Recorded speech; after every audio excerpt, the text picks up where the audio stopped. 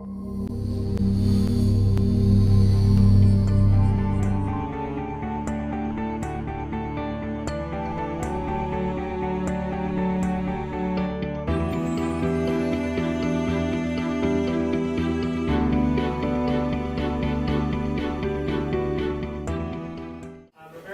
have a true friend of global learning here today, someone who's been really instrumental in developing and implementing global learning. So Deanne Butchey is a senior lecturer in the Department of Finance here at FIU and holds a PhD in that field, finance. Before FIU, Dr. Butchey worked as an investment banker and financial services stock research analyst at Credit Suisse First Boston in Toronto, and prior was a stockbroker at Scotiabank, McLeod, and Merrill Lynch, also in Toronto. Dr. Butchey has contributed significantly to FIU's initiatives to engage the community. Since spring 2008, she has led Service Learning Project in her online financial markets and institution classes. And to have Service Learning as part of an online course is something that I think is pretty impressive personally, where student groups teach literacy and financial literacy skills to high school students, recent immigrants, and newcomers to the South Florida area. She's recently been awarded, and this is very recent, actually got her very updated bio as of this past week. She was recently honored with the 2013 Spirit of Service Learning Award by the Returned Peace Corps Volunteers of South Florida, the Miami-Dade Teacher Dear Coalition, and the Armando Alejandro Foundation. She's also the faculty advisor to Enactus at FIU, something I've heard really great things about. So if you're looking for something to get involved in, she's faculty advisor to Enactus at FIU. This is a student organization that aims to facilitate the impactful collaborations of student and community partners by creating, commercializing, and enhancing innovative social entrepreneurship projects. Her vision is to ensure that FIU's college and business students will improve their own knowledge and skills and attitudes, but also follow in the footsteps of Gandhi and be the change that they want to see in the world. So it's a pleasure that I introduce you today to Student Times Roundtable moderator, Dr. Deanne Butchey. Thank you, Eric. Okay, good afternoon, everyone. Now that you're all fed, hopefully you don't fall asleep here, and you're thoroughly engaged, okay? First, before I start, I always like to take a little survey of where you guys are coming from. How many of you are currently at the College of Business? Okay, very good. How many of you want to come to the College of Business at some point? Well, that's okay as well. I'm a firm believer that the business school can provide a lot of models, a lot of content knowledge, a lot of skills that can impact the rest of the university as well. And as a result, we have this student organization that's open to any member of the university, as long as you're a current student, can be graduate or undergraduate.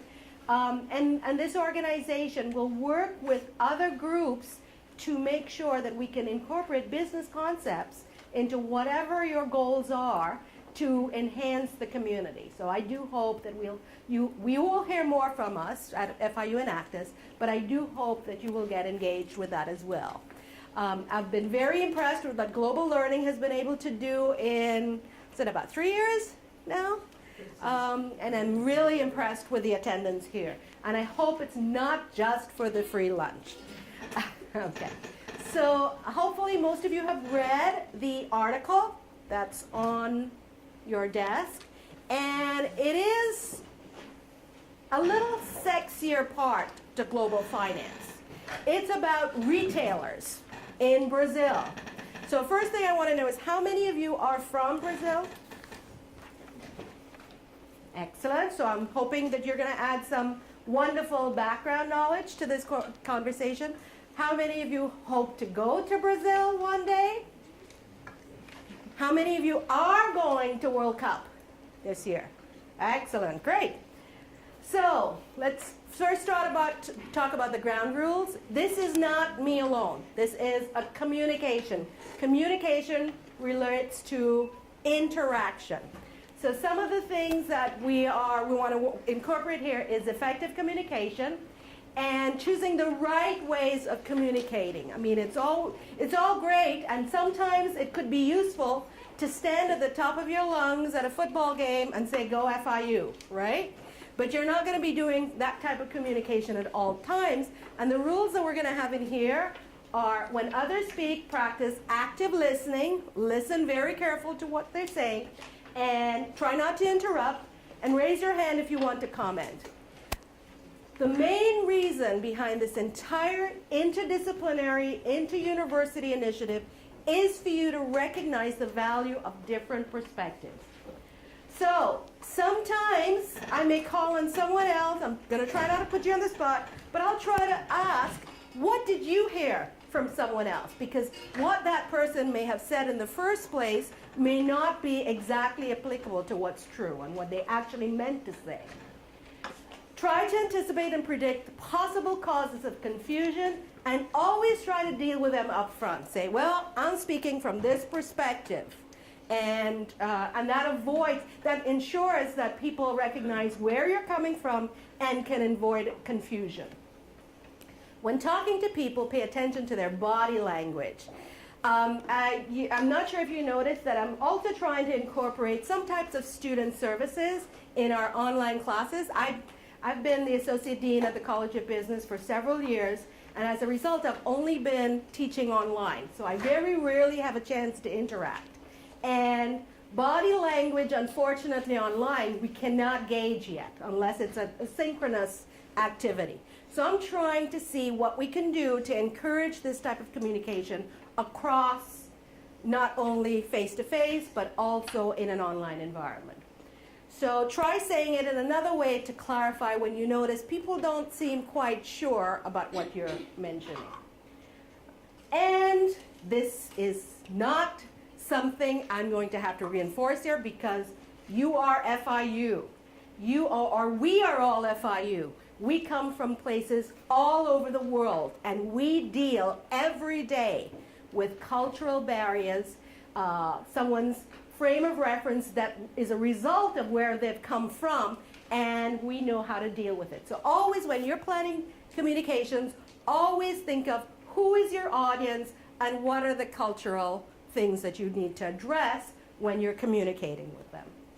So now let's start talking about the article. Hopefully you've spent your 5 minutes reading about Brazil. And, as I mentioned, we have students from all over the world. How many of you were born in America? Okay, so roughly half. Of those of you who were born in America, how many of your parents were born in America? Okay, all right, so you see a much smaller group. This is what America is going to look like. Every time I see a group of FIU students, I say to them, yes, Miami is a microcosm of America. In the next 10 to 15 years, and the entire country of America will look like this. And you're going to be out there working, dealing with people, hopefully doing lifelong learning. You need to recognize that and ensure that you have the skills and the knowledge to be able to work collaboratively in this area. So I do hope you take advantage of this diversity that you see in this room and share your own knowledge and are willing to learn from others. Okay, so I've already asked that question. So let's start by having a few of you tell me, what do you already know about the health of Brazil's economy? Now, you're totally aware because you're from there. But let's have someone else tell me, what do you know about the health of the economy? This is a global finance initiative, so we're going to talk a lot about economics in here. Yes?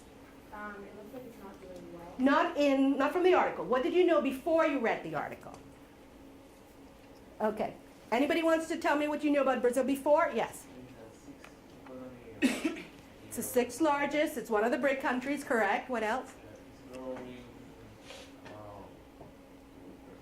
per year. The health is more or less well. Okay, so before you read this article, you thought the economy was going well. Yeah. Okay, good. Actually, many Brazilian people are buying properties here in Miami. Okay. You know what they say? Miami is the capital of Latin America. Okay? Anybody else wants to tell me what you knew about Brazil before you read this article? Yes. I would say I would agree. I think it's healthy because I work in a retail store and they're our biggest funders. So I haven't read the article yet, but Good. Good. Yeah. Anybody else before? Yeah. From what I knew, the exchange rate of Brazil's Real. yeah, was half that of America. But that was in 2007. I don't know what it is now. Okay. So Before we read this article, you want to tell us, give us a little history about the Brazilian currency situation in Brazil? Hyperinflation many, many years ago, but in the last few years, they, go ahead.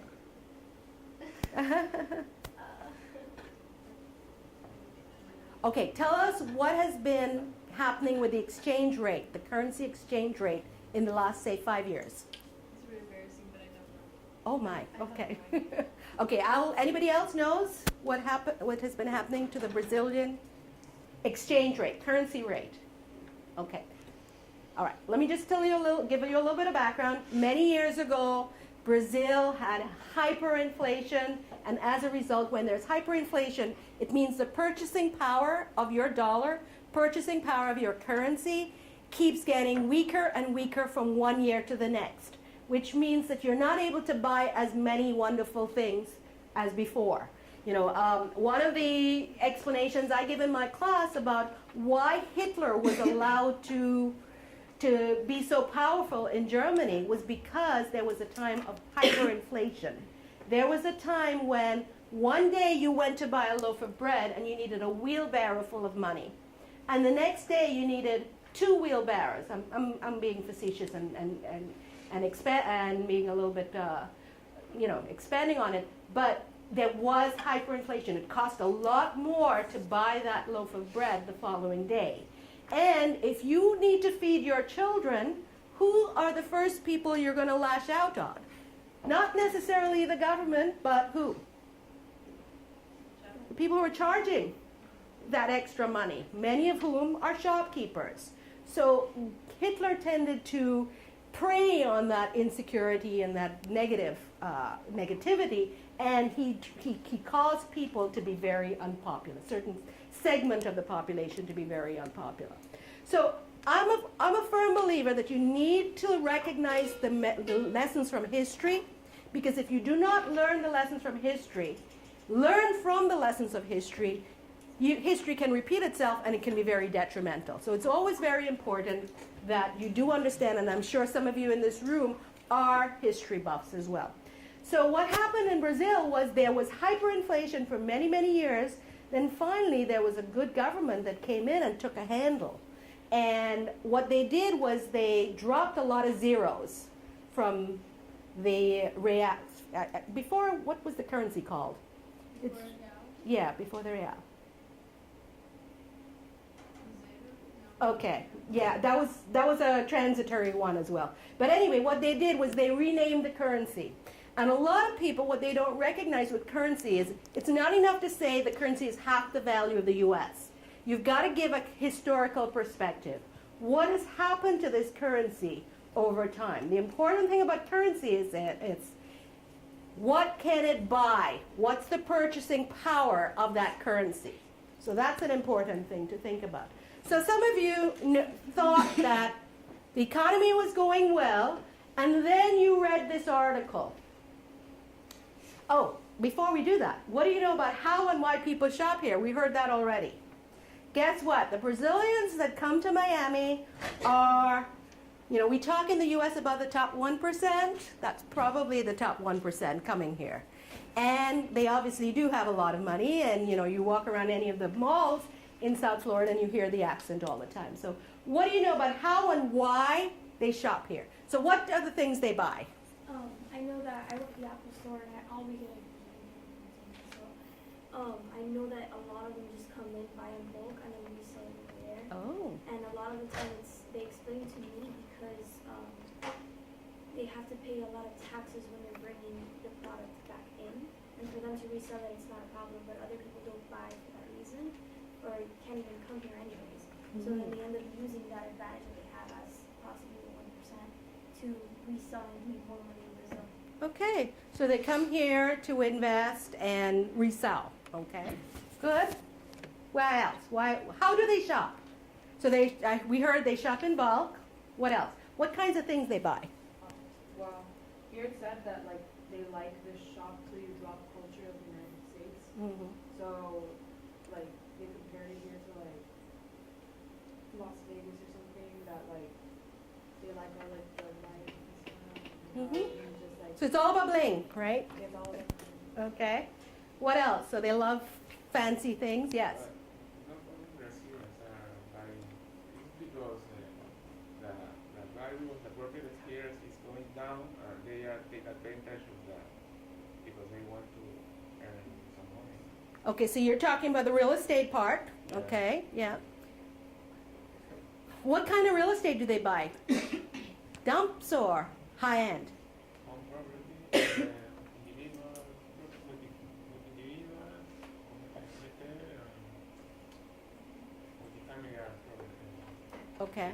So you make a very good point there. You're talking about two classes of investors. People who are buying it personally, because again, they say Miami is where Latin America comes to spend their money, and investors. Before you read this article, who is the biggest investor you've heard about coming from Brazil in recent years? You want to answer that? Anybody knows?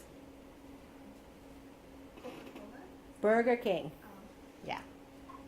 Huge conglomerate purchased Burger King, and they're expanding. In fact, I think they're talking right now to PepsiCo about a big investment. What else did you know before about how they shop and so on? Okay, so let's move on. How about savings rates and access to credit in Brazil? What do you think about their savings rates? Do you think it's high, low? What do you think about it? Okay, high relative to the U.S., maybe? Why do you think? Why? Think about their perception. Think of their history. Times of hyperinflation when one day, the next day, to purchase something that they wanted cost a lot more. So why do you think? How do you think they saved and how do you think they spent? Yes. What do you think? I heard, yeah. I think they would spend more and save less. Okay. So Good point. Probably because of growing up in that Insecurity- hyperinflation. Yeah. Insecurity of knowing what like their money would be able to buy tomorrow. So if it's like if they're able to buy a lot today, they will buy it and they won't save it. Okay. Anybody agrees with her? Anybody wants to say what she just said in a slightly different way? How about that? Slightly different way? Or different perspective? What do you think? Okay, so that's savings. How about credit? Access to credit. I think very small. Okay, access to credit. okay, all right. My friend who knows about Brazilian investors in real estate, how do they pay for those properties? Many times cash. So access to credit doesn't seem to be as common, and a lot of times there's been, that 1% again can save a lot, but what about the rest of the population? What happens to them? What do you think happens to them? Yes.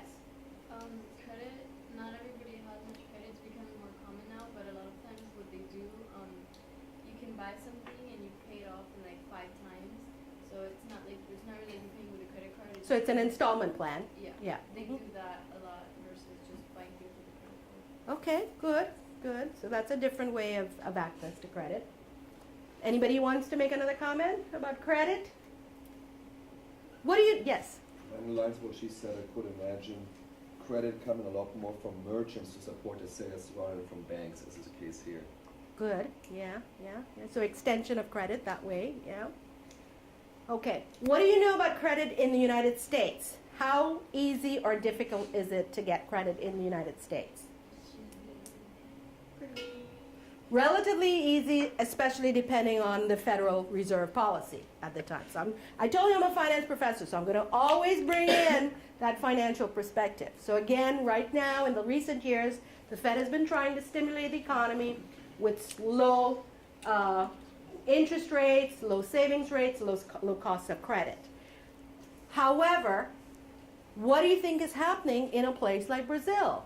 We heard that maybe the structure of credit is a bit different, but these merchants who are trying to stimulate their spending, stimulate their economy, what do you think about their access to credit?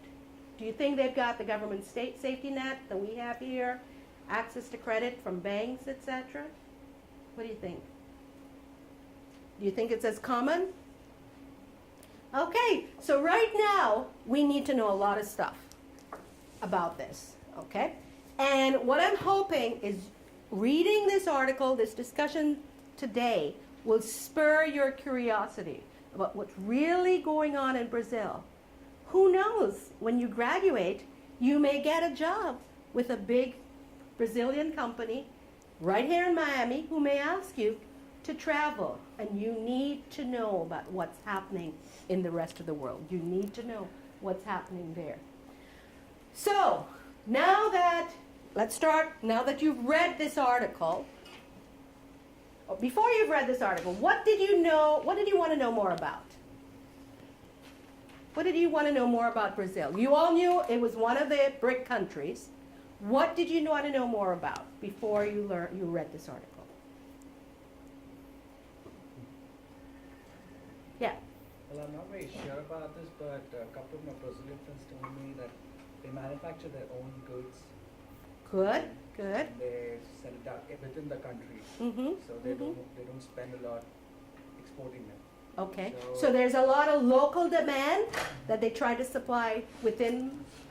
And at what stage of an economy do you think that is then? If most of what they produce is being used locally, do you think that's a higher end where you export a lot, or do you think it's a lower end where you're just starting to be developed? Well, I guess it's not the higher end, but probably a little above Getting the there, yeah. Good, good. What else? Anybody else? Yes? Excellent. Well, let's hear from someone else. What did you know about the political situation in Brazil before coming in here? Yes? I know that there's great disconnect between the people and the politicians, especially because of the World Cup coming to Brazil. They're spending so much money to hype up like this, to make a Vegas-like showing, but the people are upset because this is coming from their taxes and they're not getting anything back directly.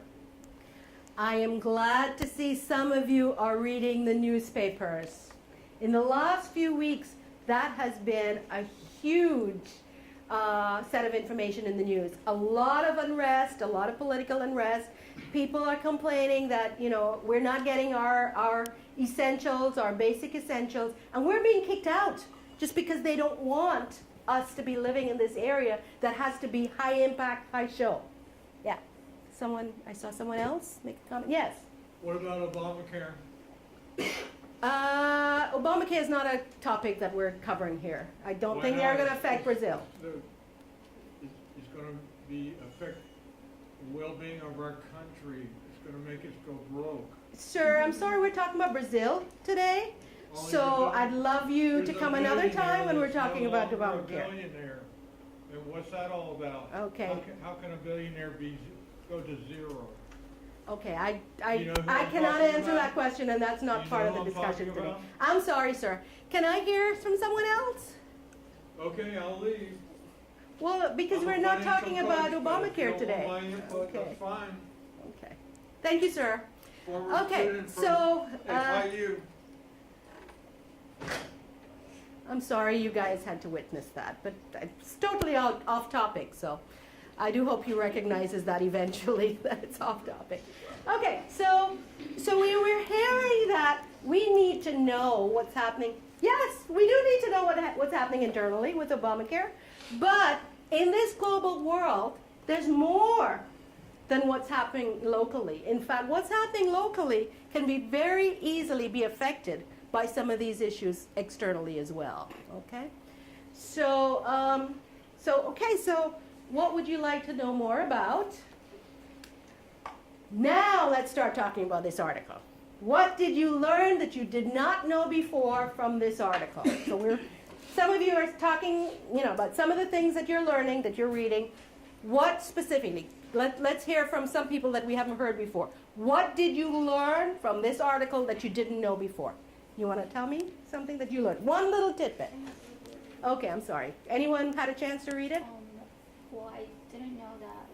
I thought it was curious that it's saying that some people aren't too happy about this guy's way of putting the American capitalists inside Brazil. They're very unhappy. They want him to leave. They don't want him to open up stores in their in their villages. That's a really, really good point. We saw that with our friend who came in here. It's all about America. I hate to say it. I mean, it is the greatest country in the world. It is why we're all here. But, sometimes, and I think it's so important that this entire FIU initiative does allow you to recognize that there is a world across the ocean that's also very impactful, and we have to be very aware of it. And some countries, some people that are in other parts of the world do not want to be Americanized. So that's a really good observation. What else? Yes? On the other hand, I noticed that they are willing to almost access to the American culture. They were saying that it will bring on 200 jobs. The Statue of Liberty is nice to look at, that the stores are clean and big. So it's almost a welcoming of it. Yeah. So again, there's a diversity of views, right? Some people like it, some people don't, right? Good. What else? Yes. Surprise to me was that it seems to have been relatively easy to establish a large-scale retail presence in many parts of the country, which I would have expected would, given bureaucracy, as also mentioned in the article, would be very difficult to accomplish in the amount of time that this In the guy short space of time, yeah, good. Okay, anybody else? What did you learn? A little tidbit from this article that you didn't know before regarding Brazil. Okay. Now, why did you think I chose this article? Remember, my perspective, finance professor. Okay. Yeah. Why did you think? I'm sorry, I wanted to go back to the question. Oh, sure. Please. Yeah. I'm realizing that this is a type of colonialism, and You're realizing I what? just realized that what he was talking about is a type of colonialism. Oh, okay. Good point. Yeah. Yeah, I'm taking a diaspora class, and we talk about colonialism, and I guess it's kind of being forced to kind of take on a style of America, basically. Well, from this article. Okay. And of course. So what makes you think that we're being colonialized? That they're trying to attempt to colonialize Brazil? What are the characteristics? The capitalism. Okay. That this person's trying to bring into Brazil. Okay. Now, is capitalism bad? Who wants to answer that? I would think so. In my opinion, yes, capitalism sucks. Oh, that's a really good debate that we can do here. Okay. We're going to have one part of the room say what's bad about trying to colonialize them, and the other part of the room telling me what's good about this. How about that? Okay, so what's bad about making them like Americans, or bringing some of the techniques or the and you use the word capitalism, which means making money, working hard to accumulate more, okay? And that's an example of capitalism, and that's what they're trying to do here. He's trying to bring in a certain type of shopping experience into this country, okay, using capitalism. I will quickly say he's trying to replicate what the 1% of Brazilians are doing when they come to Miami, but you're putting it from a different perspective. So let's hear it. Why would you think that that's bad for them?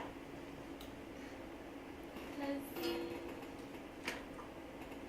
they can't, would they be able to stabilize capitalism in their country like that? We can, because like we're built on that, but can they? I don't think they were built on that. They were built on probably industrialism or something. So I Okay. think it would be hard for them to sustain capitalism within their culture. Okay, so you don't think they should be changing? No. Okay. I feel like it would affect the local people and the small shop owners because they can't compete at the rate this guy is like building. And also, it says like a positive stance he points out is that he's gonna employ 200 people. But is he gonna be able to employ all the other people that are being are left without jobs? Displaced, yeah. Okay. How many of you followed the Walmart story in Mexico? Yeah. You want to tell them a quick synopsis of what happened with Walmart in Mexico? Big issue that the Walmart brand introduced during the summer when the brand became known in the summer of 2012 is as part of the rapid expansion there, they've been heavily bribing Mexican officials to get a number of favors, everything from zoning to getting a lot sort of infrastructural enhancements to allow people to have access to the stores, signage on the streets, all that, and that was not done the proper way, and those were advantages Walmart was able to purchase from officials that competitors did not have. Okay. Now, do you think that could be a problem with this, capitalism that, that Walmart introduced into Mexico, and this guy seems to want to emulate and do in Brazil? What do you think? Yeah, I think it's not healthy for Okay. the country. Good. because it's not. Okay, another perspective, yeah? It kind of offers, but it's not just capitalism that they're trying to enforce. It's just the American culture. It's like they're coming into Brazil and trying to change everything. Like here it says that his commercials are Brazilian actors that speak in an American accent. And they have like American stereotypes like cowboys, rockers, and motorcycle drivers. Like they're trying to like make Brazil a different place. And if I lived in Brazil, I'd be really upset because you have this culture that you have all this history, and now someone who wants to make a business in Walmart comes in and like imposes a different culture. So it's not just. And I think that's her point there, Right. that forcing, yeah. I think globally also there's a lot of other countries. that Can we are trying- hear a little bit? I said globally also there's a lot of countries that are trying to also Americanize, sort of like the third world countries. Because I'm from Jamaica and they try so hard to be just like the Americans, which I think it takes away from the culture itself and sort of like it loses their own identity as a country. So I think that's what you want to get across, not capitalism per se, because and I'll be honest. I mean, Russia is moving towards capitalism. China is moving towards capitalism. Don't downcry the whole system or whatever. But I think it's important that you recognize that what they're trying to do is change negatively, or what may be perceived as being negative is what's happening in this case. I mean, I still hate capitalism because it's still you're trying to like get I'm the fine. most out of everyone for like as much as you can, and anyway, I don't. No, I totally understand where you're coming from. It's just, I think be a little bit more broad than simply trying to pigeonhole different things. Yeah. Mm-hmm. I think from also his perspective, just an assumption, I think it's sort of like he's trying to, we all come here for opportunities, and I think he sees that as a great way of trying to get probably maybe these people back into the country to probably work for the country and to show that maybe, there also are great opportunities within the retail industry. Good, good, yeah. Mhm. Yes. Aside from the cultural perspective, I think it comes along with the business concept providing cheap goods because of taking advantage of economies of scale. From a prosperity perspective, it tremendously helps the poorer parts of the population because these big department store chains, Walmart, etc., can leverage their efficient supply chain to bring down the cost of the goods they're selling much more than, let's say, a small mom and pop shop could do. So for the consumers that are struggling on a tiny budget, it increases their living standards substantially if they can spend less money on these goods, or just to purchase more with their income. Good. How many? Go ahead. You have a comment? Yeah. I just wanted to add a little on both. Sure. perspectives. This is something that we can't stop. We can't actually hold on because something like globalization, everybody wants to follow somebody else. So whatever we get here, we get probably everywhere around the world. And it is good in one way that, okay, as we said, it gets down the cost and stuff like that. But it also affects the small businesses. It happened in India when something like this, they sold, there was a big, something like a shopping mall which sold out large scale goods. But in turn, the small businesses were hurt, and the problem with the small businesses was a lot of them. And once that gets disturbed, the whole cycle changes, and that's not welcome. So it has its own advantages and disadvantages. Now, do you think that, I mean, in terms of productivity gains, which is what Max is talking about here, and you've kind of agreed, can that help the world as a whole with limited resources, less access to certain things, economies of scale being used productively? In other words, I do agree there are people who are hurt. In fact, how many of you do shop at Walmart? Okay.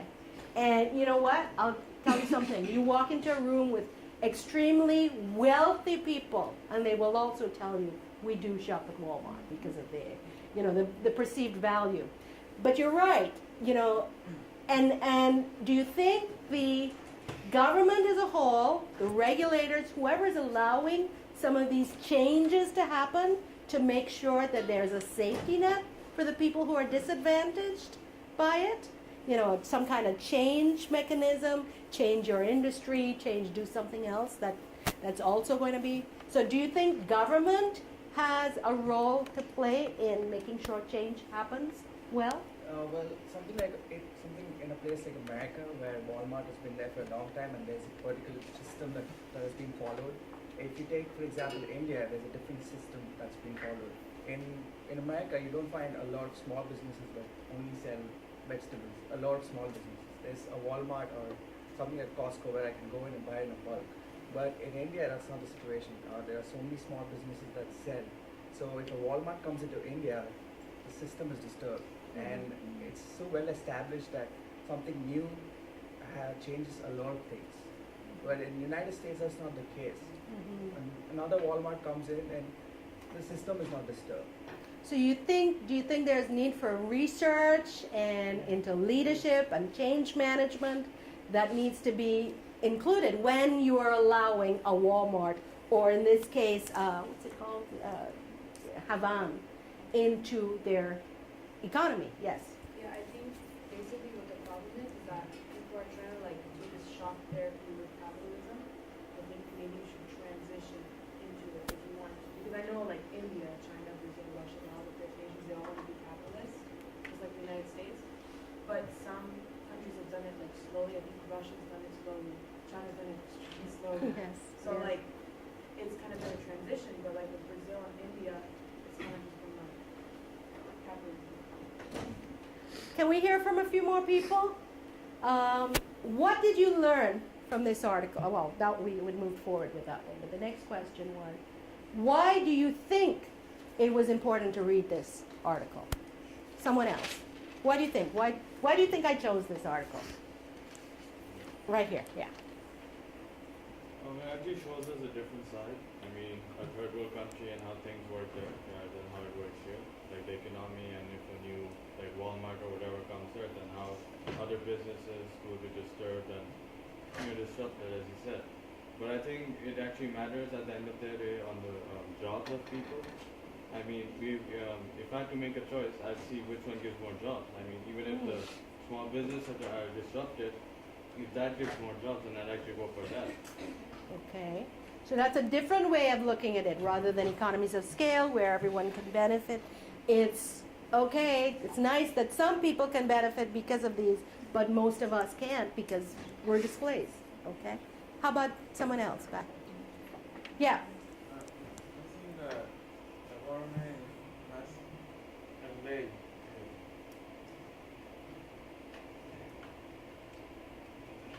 Walmart because the strategy of these companies is monopolized. They broke another company because they have more capital. They can know their prices. They only wait until the other company is broke. And this type of strategic Taking advantage of others? Is that but they broke the whole market. They back then. Oh, it is chaos. It is major disruption. Yeah. Yeah. Yes. Out of curiosity, I just wanted to know, because I'm a little confused by this. For instance, take for example the peripheral countries that are making the goods to be put in Walmart. If that was being, if the whole American capitalism is being introduced to their country, and they see a great advantage of probably working in the States, who else would be working in Walmart? Okay. Anybody wants to answer that? You want to expand on it? And I'm seeing confusion. Yeah, so I'm confused with the first. So you're trying to say that, okay, does Walmart only spend, or does Havan only sell American style goods and bring in everything? And in fact, there's nothing made in America anymore. It's all made in China. So are they bringing those things into this country and trying to force that cultural stuff, those products into it? Or are they looking for local suppliers, local distributors, and trying to bring their stuff in and give them a voice? Is that what you're trying to ask? What do you think, based on this article? Do you think he's going to only be bringing in foreign goods, or is he's going to try and assimilate into that culture as well? What do you think? Yeah? I think it might be similar to, well, in this case, like if you take the example of Walmart as we've been using, it could be something about trying to eliminate the possibility of a different type of store in a different country, or even in the same country in some cases, to rise up and try to challenge Walmart. For instance, there's been a lot of talk recently about how Target is being comparably better than Walmart and so forth. Walmart might be trying to trying to eliminate potential competition that are rising from anywhere else. Okay. All right, so it also brings, that's part of the reason why I brought it in. It's a different model, a different retail model that's going to be disruptive, that could be good and could be bad. So that's my rationale for doing it. Now that you've read this, what would you like to learn more about?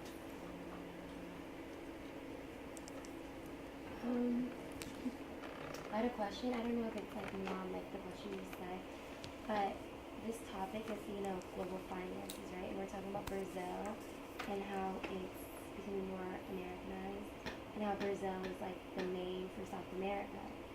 I don't know if it's the main, but it's the largest country. Yeah, but could it like impact like other South American countries? Is what I'm asking. Good question. So what would you do now that you would know this is happening in Brazil? What would you want to research and learn more about? What's happening in other countries surrounding it? Yeah. Okay, we also are talking about Brazil in the context of BRIC countries. We've heard someone talk about Russia, China, India. Okay? So you're talking about the peripheral countries. We're talking about other countries that are in the same state of development. Someone had a comment back there? I would like to know about other countries who are going well in South America. For example, Chile, Peru, Okay, again, that's a really good point. Before people read this article, how many of them felt that Brazil was going well? Okay, all right.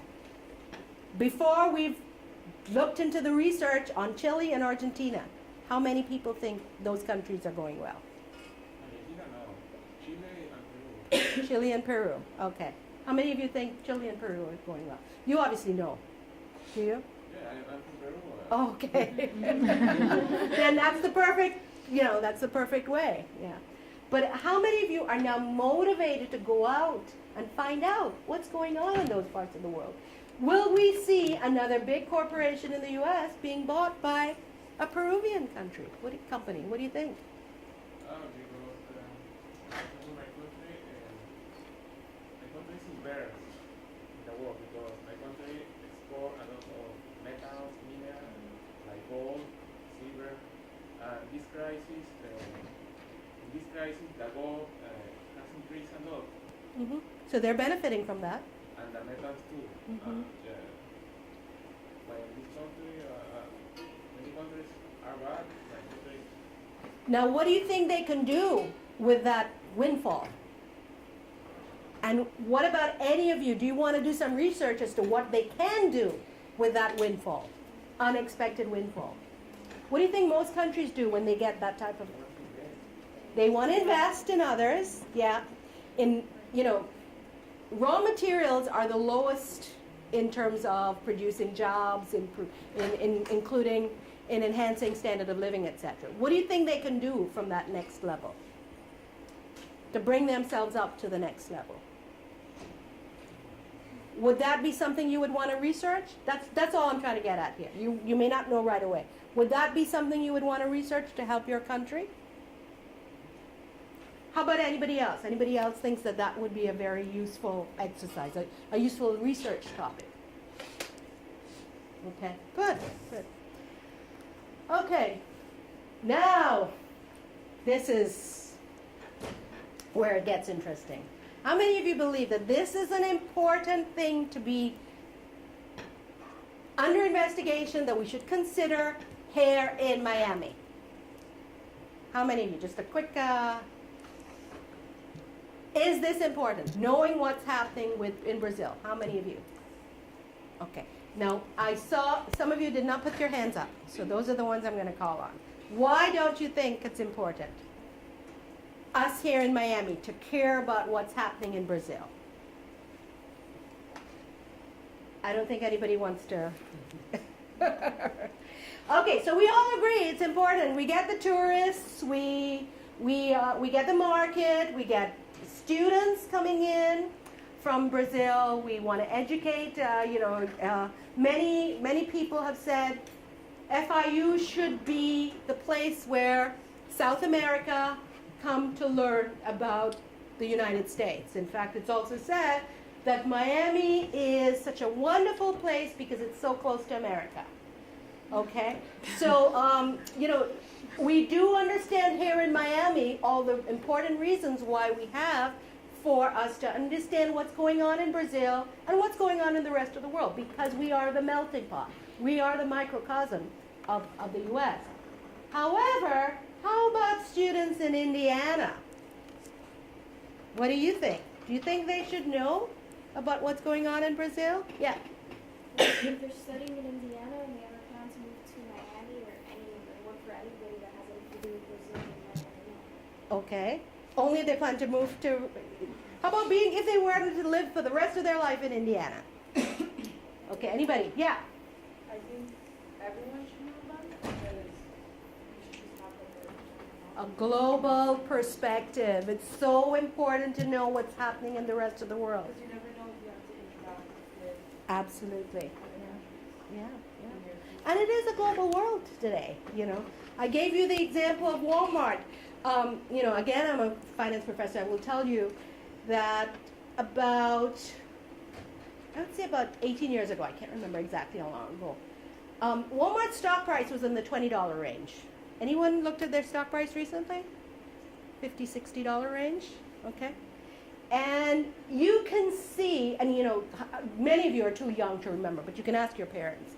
There was a time that Walmart's slogan was, "Buy American." Everything was made in America, buy American, etc. And then all of a sudden, you started seeing a change in the stock price. Went from 20, almost doubled, 40, started moving up very, very rapidly.